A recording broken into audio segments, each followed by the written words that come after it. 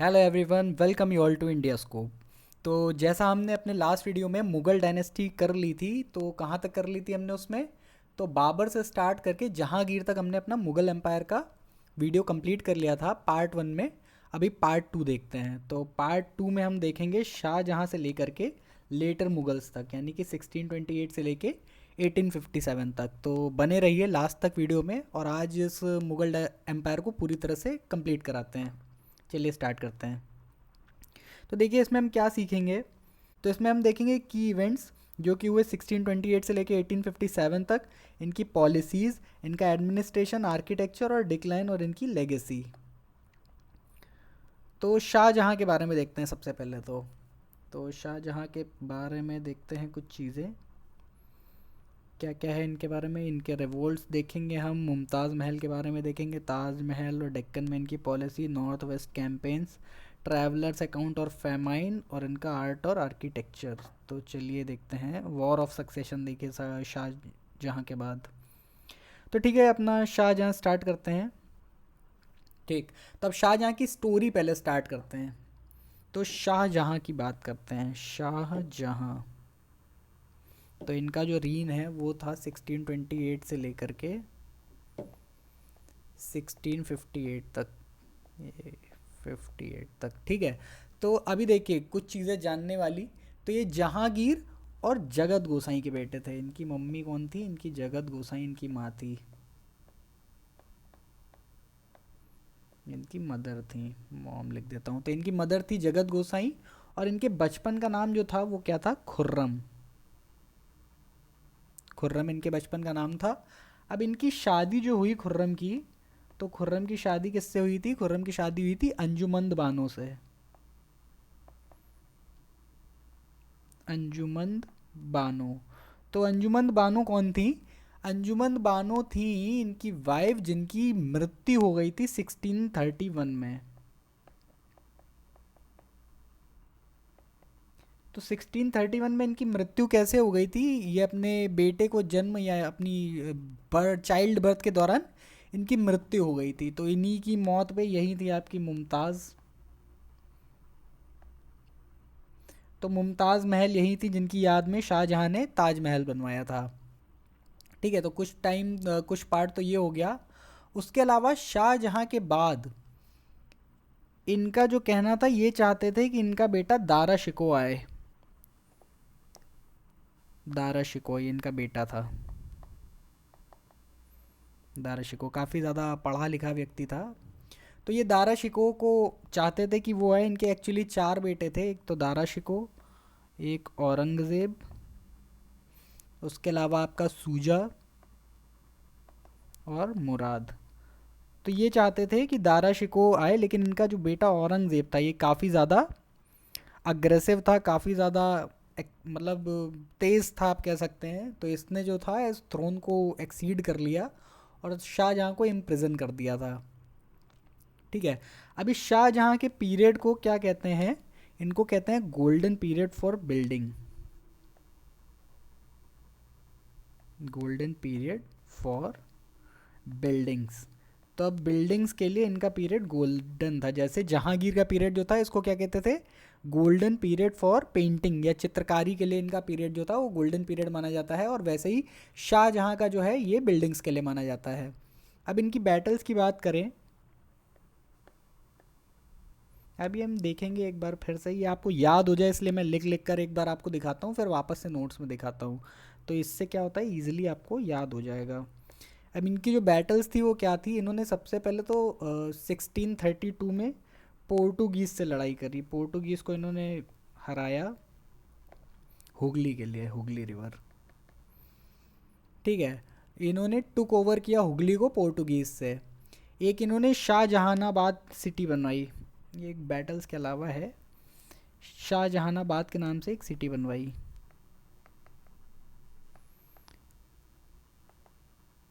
शाहजहानाबाद।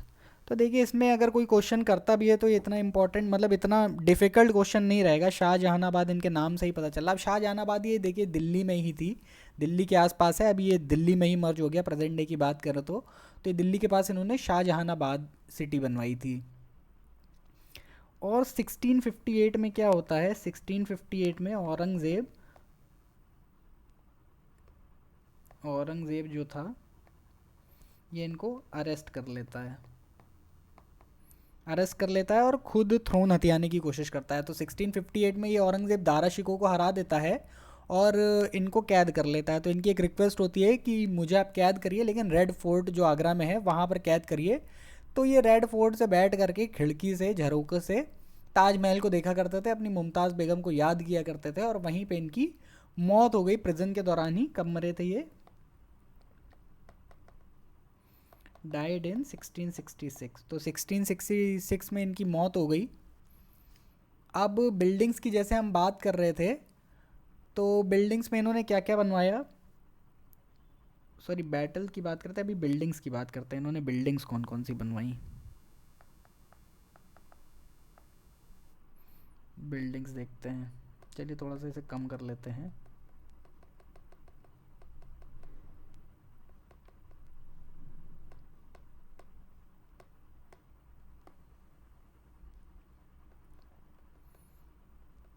ठीक है, अभी बिल्डिंग्स देखते हैं।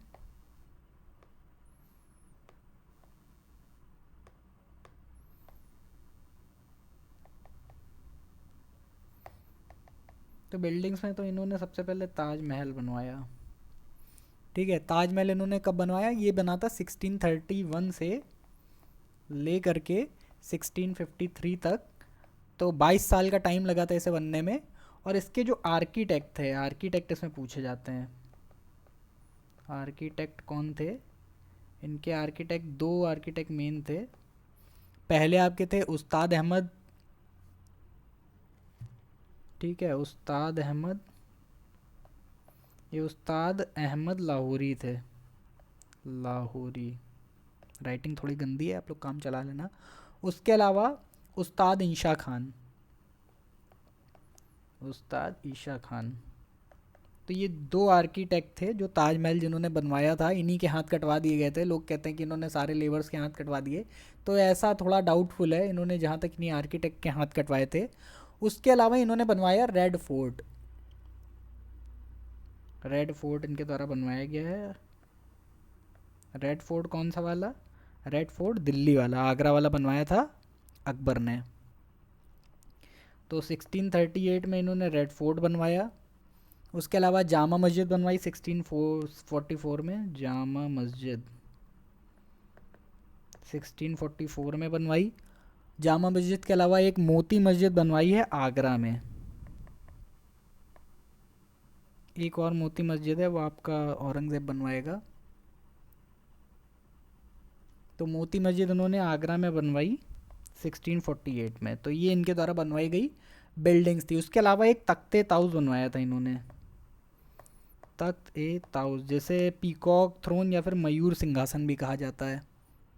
ये इन्होंने 1635 में बनवाया था। और इसके अलावा एक नगीना मस्जिद भी बनवाई थी, ये भी 1635 में ही बनवाई थी, नगीना मस्जिद। तो ये सब काम थे करे हुए शाहजहाँ के द्वारा। अभी इनकी मौत कहाँ पे हुई थी मैंने बता दिया, 1666 में प्रिजन में ही इनकी मौत हो गई थी। ठीक है, तो अभी एक मोती मस्जिद जैसे मैंने बताया इन्होंने बनवाया था आगरा में, और एक मोती मस्जिद बनवाई गई थी औरंगज़ेब के द्वारा, कहाँ पर? दिल्ली रेड फोर्ट के अंदर। तो इसमें आप कंफ्यूज मत होना, ये मोती मस्जिद जो आगरा वाली है इन्होंने बनवाई थी। ठीक है, रेड फोर्ट का भी मैंने क्लियर कर दिया। रेड फोर्ट इन्होंने बनवाया था दिल्ली वाला, और आगरा वाला किसने बनवाया था? अकबर ने बनवाया था। अभी देखते हैं अपने नोट्स की तरफ। तो शाहजहाँ, जैसा मैंने बताया, इनकी मदर जो थी ये जगत गोसाई थी। ये जगत गोसाई के बेटे थे, जिन्हें जोधाबाई भी कहा जाता था। ये डॉटर थी राजा जगत सिंह की। इन्होंने 1628 में जहांगीर की डेथ के बाद थ्रोन को एक्सेप्ट किया था, मतलब असेंड किया था। अब ये अपने डेक्कन और फॉरेन पॉलिसीज़ के लिए जाने जाते हैं। अब इनके अर्ली रिवोल्ट्स की बात करें तो इन्होंने रिवोल्ट झेले थे कहाँ? बुंदेलखंड में, जहाँ जुझार सिंह बुंदेला एक राजा थे ओरछा के। उन्होंने इनके खिलाफ रिवोल्ट किया। पहले 1628 में लड़ाई शुरू हुई थी और वहाँ पर इनको सप्रेस कर दिया था कुछ टाइम के लिए, लेकिन जो फाइनली इसका एंड हुआ था ये 1635 में हुआ था, जब औरंगज़ेब ने जुझार सिंह बुंदेला को हरा करके इनकी मौत के बाद ये पूरी तरह से रिवोल्ट ख़त्म हो गया था। जुझार सिंह बुंदेला इसमें मारे गए थे 35 में। अब इन्होंने रिवोल्ट झेले डेक्कन में खान जहां लोधी के द्वारा, जो कि गवर्नर था डेक्कन का। तो इनको यहाँ पे भी रिवोल्ट झेलने पड़े थे, लेकिन उन्होंने डेक्कन को अपनी अंडर में ले लिया था, मतलब पूरी तरह से कब्जा क्या किया था, लेकिन इनकी सुप्रीमेसी के अंडर में डेक्कन आ गया था। अब मुमताज़ महल और ताज महल की बात करते हैं। तो मुमताज़ महल, जिनका नाम मैंने बताया अर्जुमान बानो था, इनकी डेथ हो गई थी 1631 में चाइल्ड बर्थ के दौरान। तो इनकी मेमोरी में शाहजहाँ ने ताज महल बिल्ड कराया था आगरा में, जिसका मैंने बताया था कौन कौन थे, उस्ताद इंशा खान और उस्ताद अहमद लाहौरी आर्किटेक्ट, ये मैंने बताया था आपको अभी थोड़ी देर पहले। अब डेक्कन और फॉरेन पॉलिसीज़ की बात करें तो इन्होंने पोर्टुगीज़ को हराया था हुगली के लिए, अभी मैंने बताया थोड़ी देर पहले। हुगलीज़ को टुक ओवर करने के लिए इन्होंने 1631 में और 32 में डिफीट किया पोर्टुगीज़ को। और निज़ाम शाही डायनेस्टी जो थी अहमदनगर यानी साउथ इंडिया की, इसको मुग़ल एम्पायर के कंट्रोल के अंडर में 1633 में ले आए थे ये। बीजापुर और गोलकोंडा जो थे, इन्होंने मुग़ल सुजरैनिटी को एक्सेप्ट कर लिया 1636 में। अब नॉर्थ वेस्ट कैंपेन्स और कांधार की बात करें तो इन्होंने आर्मी भेजी बल्क में नॉर्थ वेस्ट फ्रंटियर को सिक्योर करने के लिए 1647 में। नॉर्थ वेस्ट फ्रंटियर ये आपका अफगानिस्तान के आसपास का एरिया था। इन्होंने कांधार जो है वो ईरानियन से रिकवर कर लिया था 1638 में, लेकिन इसे दोबारा 1647 में लूज़ कर दिया। अब जबकि इनके जितने प्रिंस थे मुराद, औरंगज़ेब और दारा, ये तीनों ने कैंपेन चलाया, लेकिन इन्होंने फाइनली कांधार को लूज़ कर दिया था। अब ट्रैवलर्स अकाउंट एंड फेमाइन की बात करें तो फ्रेंच ट्रैवलर बर्नियर और टवर्नियर, ये जो थे ये इनके रीन में आए थे। इटालियन निकोलाओ मनुसी, इन्होंने इनके रीन के बारे में लिखा है। तो ये फॉरेन ट्रैवलर्स थे इनके टाइम के। और पीटर मुंडी, इन्होंने डिस्क्राइब किया एक फेमाइन जो कि साउथ इंडिया में आ गया था। तो ये जो था ये शाहजहाँ के टाइम के दौरान फेमाइन आया था साउथ इंडिया में। अब ये फेमाइन कैसा था, ये लगातार 3 बार क्रॉप जो थी वो ख़राब हो गई थी। अब वो सूखे की वजह से हो गई हो या जैसे भी हो, तो उसकी वजह से एक भीषण फेमाइन आ गया था, जिसके लिए शाहजहाँ ने लंगर व्यवस्था थोड़ी सी शुरू करी थी गरीब लोगों के खाने के लिए। तो इसमें कई लोग मारे गए थे इस फेमाइन में। तो ये फेमाइन जो भीषण फेमाइन आया था ये शाहजहाँ के टाइम पर ही आया था। अब आर्ट और आर्किटेक्चर की बात करें तो ये पिनिकल था Mughal dynasties architecture and art का। तो ये टॉप मोस्ट टाइम चल रहा था। अब मेन मॉन्यूमेंट्स की बात करें तो ताजमहल, रेड फोर्ट, जामा मस्जिद इन्होंने बनवाई। तख्ते ताउस, पीकॉक थ्रोन इन्होंने बनवाया। शाहजहानाबाद फाउंड किया 1637 में, जैसा मैंने पीछे भी बताया था। मोती मस्जिद बनवाई इन्होंने आगरा में। खास महल, मुसम्मन बुर्ज, और इन्हें इम्प्रेजन कर दिया गया कहाँ पर, रेड फोर्ट। ये दिल्ली वाला रेड फोर्ट इन्होंने बनवाया था, लेकिन इन्हें इम्प्रेजन किया गया था रेड फोर्ट आगरा में। तो इसमें डाउट आप मत करिएगा, इम्प्रेजन किया गया था इन्हें रेड फोर्ट आगरा में, जहाँ से ये अपना ताजमहल निहारते थे। और ये रेड फोर्ट इन्होंने बनवाया था दिल्ली वाला। 2 मिनट के लिए तो मैं भी शौक हो गया कि ये रेड फोर्ट दिल्ली वाला है और इम्प्रिजन लिखा हुआ है। तो आपको कंफ्यूज नहीं होना है। और इनकी जो मृत्यु हुई है वो आगरा फोर्ट में मारे गए थे ये, और इन्हें ताजमहल में मुमताज़ बेगम के साथ दफना दिया गया। तो यहाँ से हमारे शाहजहाँ की कहानी ख़त्म होती है। अब वॉर ऑफ सक्सेशन की बात करें तो जो मेजर बैटल्स हुई थी उनकी बात करते हैं। एक तो वॉर ऑफ बहादुरपुर, ये दारा शिकोह शाह शुजा के बीच में हुई थी, ये बनारस के पास हुई थी लड़ाई। उसके अलावा वॉर ऑफ धर्मत, ये हुई थी दारा और औरंगज़ेब और मुराद के बीच में। बैटल ऑफ समूगढ़, ये जो थी ये डिसाइसिव बैटल थी बिटवीन दारा शिकोह और औरंगज़ेब। तो इन्हीं के दो के बीच में सबसे ज़्यादा संघर्ष चल रहा था, दारा शिकोह और औरंगज़ेब के बीच में। तो ये एक डिसाइसिव बैटल थी जिसमें औरंगज़ेब ने दारा शिकोह को बुरी तरीके से हरा दिया था, बैटल ऑफ समूगढ़ में, जो कि 1658 में हुई थी। लेकिन औरंगज़ेब को एक डर था कि दारा शिकोह एक कैपेबल रूलर है, एक होशियार रूलर है, तो कहीं वो दोबारा ना आ जाए अपने ये थ्रोन को क्लेम करने के लिए। तो इन्होंने क्या किया, फाइनली बैटल ऑफ देवराय में औरंगज़ेब ने फाइनली दारा शिकोह को डिफीट कर दिया और बाद में मारे गए। तो 1659 में दारा शिकोह का चैप्टर क्लोज हो गया। और एक ख्वाजा की लड़ाई है 58 में इलाहाबाद के पास, औरंगज़ेब और शाह शुजा के बीच में यहाँ पर लड़ाई हुई थी। तो ये बैटल ऑफ सक्सेशन थे, ये शाहजहाँ के चारों बेटों के बीच में। अब 1659 से बात करें, औरंगज़ेब का टाइम आ गया। तो अभी औरंगज़ेब को देखते हैं। इन्होंने दारा और धर्मत को 1658 में हरा दिया। समूहगढ़ में 1658 में दारा हारे थे।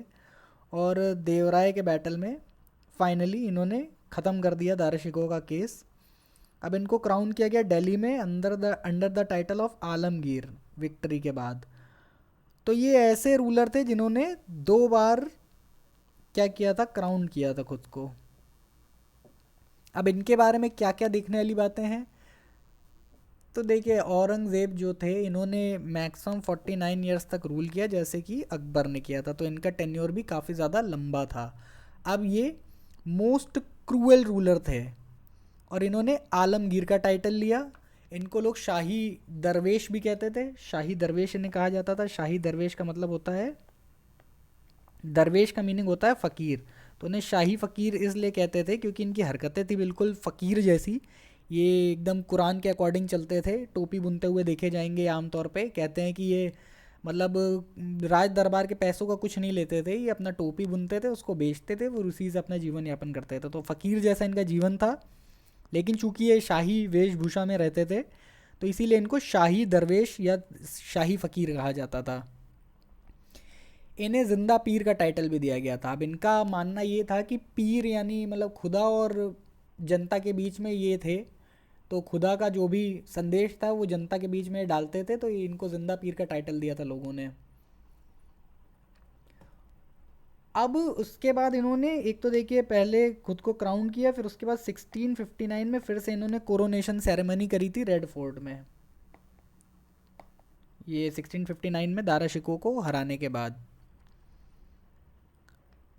ठीक है, अब इन्होंने लगभग 50 ईयर्स तक रूल किया जब तक इनकी डेथ नहीं हो गई 1707 में अहमदनगर में। उनको बरी किया गया खुलदाबाद, तो ये वहीं पर है आपका आजकल का संभाजी नगर या फिर औरंगाबाद कह सकते हैं।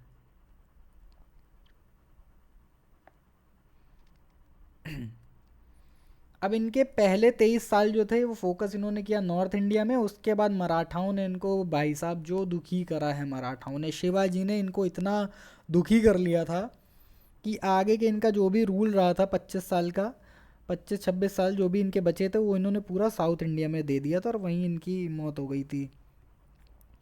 तो मराठाज अंडर शिवाजी एक मेजर फोर्स के तौर पे उभरे। लॉन्ग गोरिल्ला रेजिस्टेंस कंटिन्यू रही उस टाइम पर।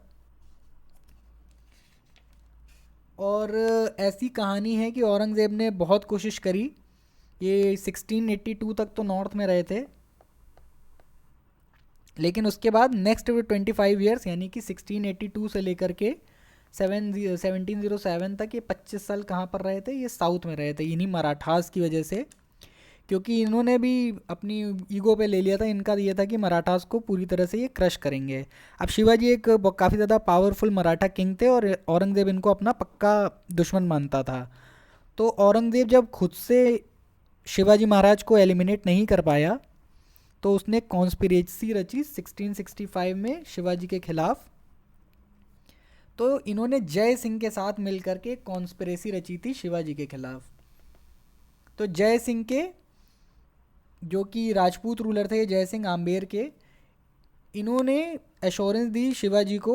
तो शिवाजी ने औरंगज़ेब का कोर्ट विज़िट किया और इनको क्या किया गया, इम्प्रिजन कर लिया गया, शिवाजी को कैद कर लिया गया।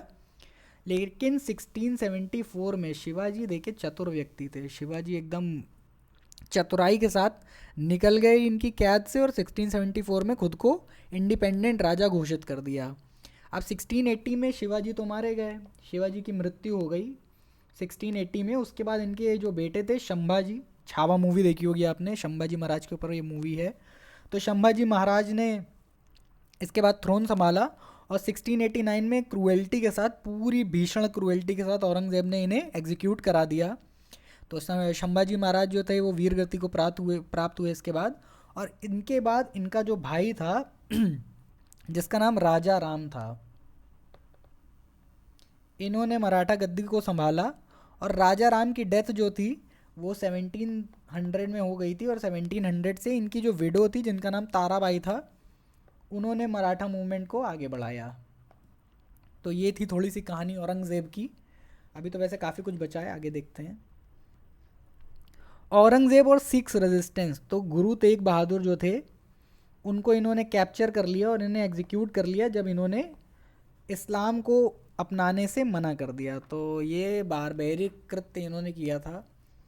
गुरु तेग बहादुर जी को इन्होंने एग्जीक्यूट करा दिया था इस्लाम ना एक्सेप्ट करने की वजह से। ठीक है, अभी थोड़ा और आगे देखते हैं। तो गुरु तेग बहादुर जी जो थे ये हमारे नवे गुरु थे, 9th गुरु थे। अब गुरु तेग बहादुर जी के बाद इनके बेटे गोविंद सिंह जी आए, जिन्होंने फॉलोअर्स अपने खालसा में परिवर्तित कर लिए, एक वॉरियर कम्युनिटी में। तो मुस्लिम टिरनी को, यानी इनके अत्याचार को फाइट करने के लिए इन्होंने खालसा इस्टेब्लिश किया। और हालांकि गुरु गोविंद सिंह को भी बाद में 1708 में असैसिनेट कर दिया गया नांदेड़ के पास। और इनको किसने, एक अफगान ने इनको असैसिनेट कर दिया था, ऐसे कुछ अकाउंट्स हैं। अब गुरु गोविंद सिंह के बाद बंदा बहादुर, जिनका इनिशियली इनका नाम लक्ष्मण देव था, और इन्होंने संत बनने के बाद माधोदास इनका नाम हो गया था, लेकिन बाद में इन्हें बंदा बहादुर की उपाधि दी गई थी गुरु गोविंद सिंह जी के द्वारा। तो आगे रेजिस्टेंस जो था ये बंदा बहादुर जी के द्वारा बढ़ाया गया था। सिक्स का जो रेजिस्टेंस था ये बंदा बहादुर जी के द्वारा ही आगे बढ़ाया गया। तो ये थी सिक्स रेजिस्टेंस की बात। आगे देखते हैं औरंगजेब और इनका डेक्कन कैंपेन देखते हैं। तो इन्होंने 1682 में नॉर्थ छोड़ दिया था और फिर अगले 25 साल लगभग मोटे मोटे इन्होंने साउथ की तरफ दिए। इन्होंने बीजापुर 1686 में अनेक्स कर लिया। पीछे तो क्या था, शाहजहाँ के टाइम पे इन्होंने सुजरेंटी मुगल एक्सेप्ट कर ली थी इन्होंने, लेकिन औरंगजेब ने बीजापुर को अनेक्स कर लिया पूरी तरह से। गोलकोंडा को 1687 में पूरी तरह से अनेक्स कर लिया। और यहाँ पर जो थी ये मुगल्स की एकदम टेरिटरी की पीक हो गई थी। हालांकि यहाँ पे असम में अहोम्स थे जिनको ये कभी नहीं हरा पाए, लेकिन ये जो था ये शाही खजाने में बहुत ज़्यादा कॉस्ट डाल रहा था। तो ये वॉर्स तो काफ़ी लंबी थी, कैंपेन अच्छा चल भी रहा था, लेकिन ये सारी वॉर जो थी ये काफ़ी कॉस्टली थी। अब इनकी रिलीजियस पॉलिसीज़ की बात करें तो 1659 में तो इन्होंने सबसे पहले कोरोनेशन सेरेमनी करी, यानी कि वो अपना ताज एक्सेप्ट करा। उसके बाद इन्होंने इंस्क्रिप्शन ऑफ कलमा जो है वो कॉइन्स में डलाया। रेगुलेट फेस्टिवल नौरोज़, तो पारसियों का एक फेस्टिवल होता है नौरोज़ फेस्टिवल, इन्होंने उसको रेगुलेट करा, बंदी करा दिया एक तरह से। एक मोरल रेगुलेटर लगा दिया था इन्होंने उस पर।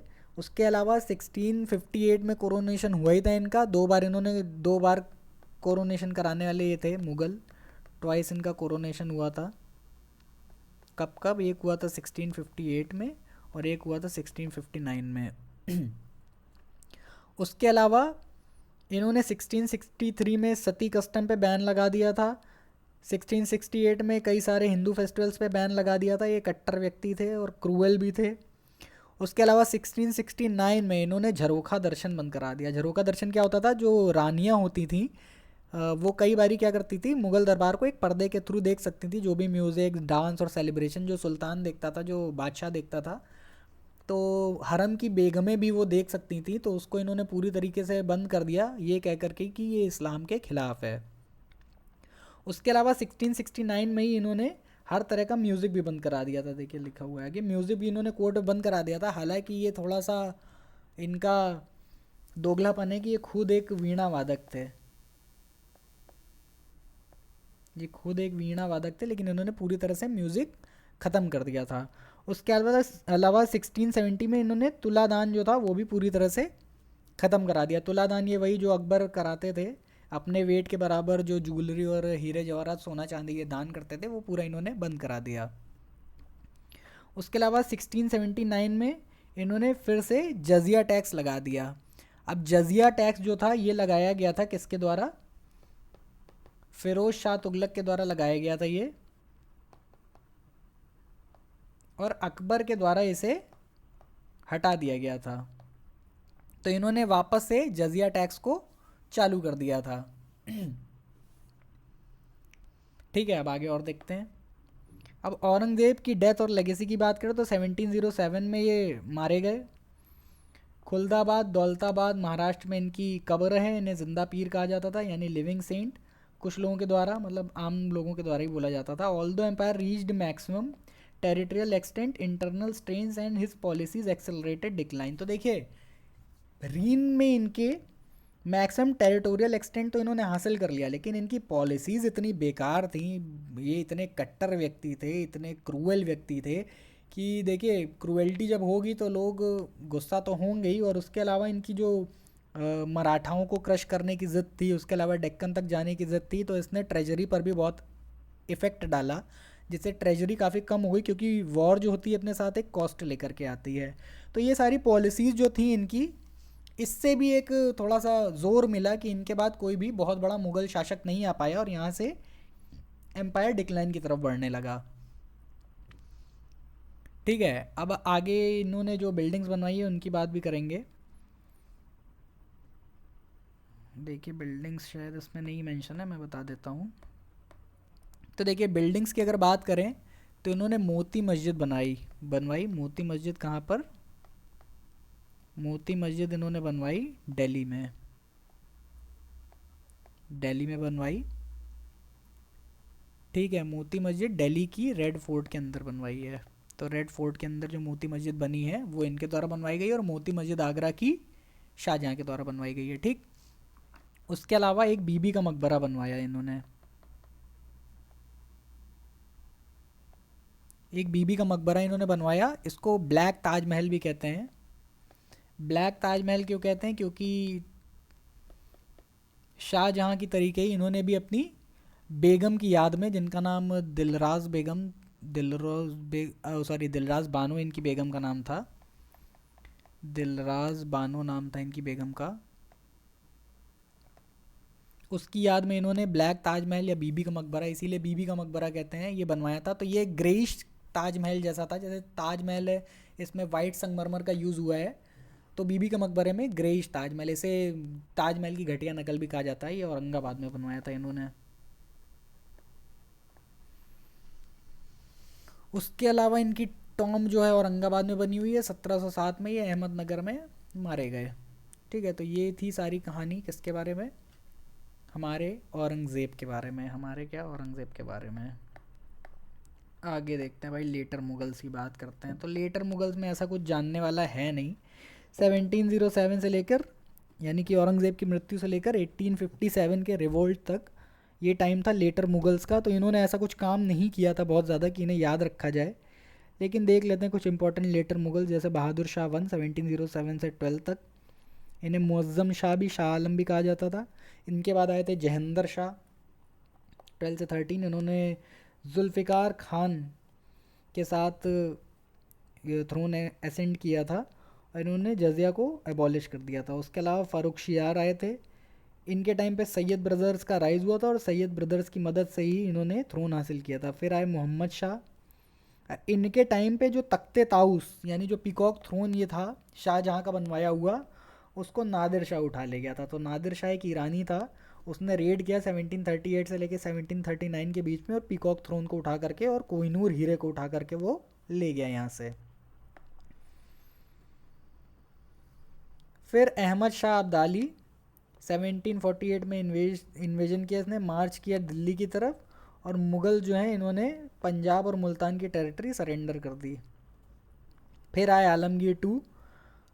तो अहमद शाह अब्दाली जो था इसने ऑक्यूपाई कर लिया दिल्ली, और जो दिल्ली है वो प्लंडर की गई बाई मराठास। तो यहीं पर हुआ था पानीपत की थर्ड बैटल। तो ये जो पानीपत की थर्ड बैटल थी, ये दरअसल अहमद शाह अब्दाली और, एक मिनट रुकिएगा ज़रा सा, हाँ, ये अहमद शाह अब्दाली और मराठाओं के बीच में हुई थी। कब हुई थी? 1761 में। एक मिनट, कहाँ पर देख रहे थे हम लोग? ये 59 तक ये अहमद शाह अब्दाली आए थे, दिल्ली प्लंडर करी गई भाई मराठास। तो 1761 तक ये लोग वीक तो हो ही गए थे, मराठास की पावर काफ़ी राइज हो गई थी। तो थर्ड बैटल ऑफ पानीपत जो थी वो 1761 में मराठास के बीच में और दुर्रानी एम्पायर की अहमद शाह अब्दाली के बीच में हुई थी। ठीक है, अहमद शाह अब्दाली जो कि दुर्रानी एम्पायर का था, और मराठाज, इनके बीच में थर्ड बैटल ऑफ पानीपत हुई थी। थर्ड बैटल ऑफ पानीपत, तो पहली भी देख ली हमने, दूसरी भी देख ली, और ये तीसरी बैटल भी आ गई पानीपत की। फिर इनके बाद आया शाह आलम टू। ये पावरलेस थे। अकबर टू आए, ये पेंशनर थे ईस्ट इंडिया कंपनी के। फाइनली बहादुर शाह टू आए, बहादुर शाह टू, ये लास्ट मुगल रूलर हैं। इनको एग्जाइल कर दिया गया रंगून में और ये मर गए 1862 में, रंगून में ही मारे गए और यहीं से मुगल जो थे वो ख़त्म हो गए। अब बहादुर शाह टू के साथ तो गेम हो गए, अच्छा खासा रह रहे थे। 1857 में रिवोल्ट हुआ और सारे जितने क्रांतिकारी थे सब पहुंच गए बहादुर शाह जी के पास। ये बुढ़े हो चुके थे पूरी तरीके से, आप देख सकते हैं बुढ़ाऊ को। तो बुढ़े बहादुर शाह जफ़र को सबने बोला कि आप हमारे बादशाह हो, हम आपके अंडर में हैं, हम चलिए अंग्रेज़ों से वॉर लड़ते हैं। और ये बहकावे में आ गए, बहकावे में कह सकते हैं इनके साथ गेम हो गया। ये लड़ गए जा कर के, ब्रिटिशर्स थे। तो अनफॉर्चुनेट इवेंट था कि हम लोग 1857 में आज़ादी नहीं पा पाए, उसके भी कई रीजंस थे, वो आगे डिस्कस करेंगे। और वहीं से ये पकड़ लिए गए, इनको रंगून ट्रांसफ़र कर दिया गया, रंगून भेज दिए गए उठा करके ये, और वहीं पे इनकी मृत्यु हो गई और यहाँ से मुगल जो थे वो ख़त्म हो गया, इनका चैप्टर क्लोज हो गया। अब एडमिनिस्ट्रेटिव यूनिट्स की बात करें तो इनके सूबे होते थे, प्रोविंस, सरकार, डिस्ट्रिक्ट। उसके अलावा परगना जो कि तालुका होते थे, ग्राम होते थे, विलेज, ये आज के जैसे ही हैं लगभग। अदर यूनिट्स खलीसा जो कि रॉयल लैंड थी, जागीर जो कि दूसरे को असाइन करी जाती थी, रेवेन्यू प्रोविंस होते थे ये, इनाम्स जो कि ग्रांट्स में मिलती थी, इनाम कहते हैं आज भी। ठीक है, तो ये 15 सूबा भी आगे देखते हैं थोड़ा सा। ऑफिशियल मनसबदारी, रेवेन्यू और कल्चरल की पॉइंट्स देखते हैं इनके। सूबेदार, सिपा सलार, दीवान ये रेवेन्यू होता था, फौजदार एडमिन होता था, आमिल रेवेन्यू के लिए होता था, कानून गो, मुकल्लम, पटवारी ये सब होते थे। तो उसके अलावा मनसबदारी इंट्रोड्यूस करी गई थी भाई अकबर, मैंने बताया था। अलग अलग रैंक और अलग अलग पर्सनल के लिए इन्होंने जो फिक्स कर दिया था पे इनका, और उन्हें रिवाइज भी किया जाता था। उसके अलावा उनके काम को देखते हुए उन्हें एक तरह से कह सकते हैं प्रमोशन भी दिया जाता था, पैसे उस तरह से बढ़ाए जाते थे, नकदी में पे किया जाता था, जागीर के द्वारा पे किया जाता था, यही सब थी मनसबदारी। जहांगीर और शाहजहाँ ने इस पर मॉडिफिकेशन किए फिर। उसके अलावा रेवेन्यू मेथड्स की बात करें तो राय, यील्ड और ये टोडरमल के द्वारा असेसमेंट करा जाना, ये सब इसी मनसबदारी प्रथा, ये 10 साला प्रथा के अंदर आता था, जो 10 साल में असेसमेंट किया जाता था टोडरमल के द्वारा। ये सब रेवेन्यू मेथड्स लाए गए थे। कल्चरल आर्किटेक्चर की बात करें तो ये सब हम लोग देख ही चुके हैं मोटा मोटा, ये की पॉइंट्स हैं तो मैं फिर से रिवाइज करा दे रहा हूँ, वरना ये सब हमारा पीछे के वीडियोस में हो चुका है, पार्ट 1 में, और अभी पार्ट 2 में भी हमने कवर किया है। फ़तेहपुर सीकरी, पंचमहल, दीवान आम, दीवान खास, बुलंद दरवाज़ा, ये सब मैंने बताया। गुजरात विक्ट्री पे इन्होंने बुलंद दरवाज़ा बनवाया था। हुमायूं की टोम, हाजी बेगम, इतमादुद्दौला। इतमादुद्दौला थोड़ा सा यहाँ पॉइंट आएगा, इतमादुद्दौला मैंने नहीं बताया था, ये वही इतमादुद्दौला, ये वही हैं, ये नूरजहान के फादर हैं, नूरजहान के फादर, इनको एतमाद का टाइटल मिला था ना, ये वही हैं। ठीक है, उसके अलावा पीतरादूरा ताजमहल जो शाहजहाँ ने बनवाया था, शाहजहानाबाद इन्होंने फाउंड किया था, रेड फोर्ट बनाया था, औरंगज़ेब का मोती मस्जिद, बीबी का मकबरा जो अभी बताया मैंने, मीर सैयद अली, अब्दुल समद, दसवन, बसवान, उस्ताद मंसूर, तो ये सारे पेंटर्स थे। तो ये देखिए, ये फाइनली ये की पॉइंट्स थे हमारे। तो यहाँ से मुग़ल डायनेस्टी का अंत होता है।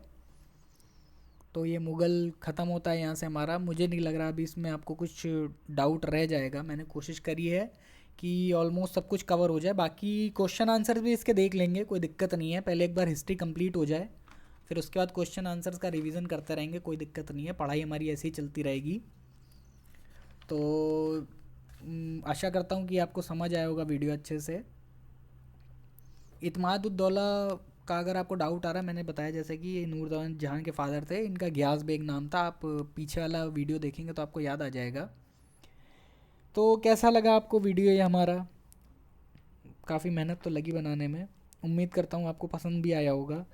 पसंद आया तो प्लीज़ इसे लाइक करिए, चैनल को सब्सक्राइब कीजिए, बेल आइकन दबाइए और कमेंट कीजिए। Thank you so much.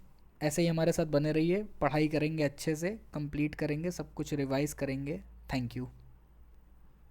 और हाँ, आगे के लिए बता देता हूँ, मुगल्स अभी कंप्लीट हो गया, अभी इसके बाद हम देखेंगे मराठास के बारे में। अभी हमने मराठास को डिस्कस करा ना, औरंगज़ेब को कैसे शिवाजी ने परेशान करके रख दिया था बुरी तरीके से, तो अभी इसको थोड़ा और ज़्यादा डीपली देखेंगे। ये भी एक हिस्ट्री का ही पार्ट है, काफ़ी इंपॉर्टेंट पार्ट है। तो नेक्स्ट वीडियो हमारा मराठा स्टेट के ऊपर आएगा, और मुगल्स का पार्ट वन आप देख लीजिए अच्छे से। ये दोनों वीडियो जब आप साथ में देखेंगे ना कॉन्जिक्यूटिवली, थोड़े वीडियोस बड़े ज़रूर हो गए हैं, लेकिन एक बार आप देख लेंगे ना अच्छे से रिवीजन हो जाएगा, आपको कोई डाउट नहीं रह जाएगा। तो अभी नेक्स्ट वीडियो के लिए प्रिपेयर रहिए, मराठा स्टेज देखेंगे। तो थैंक यू सो मच।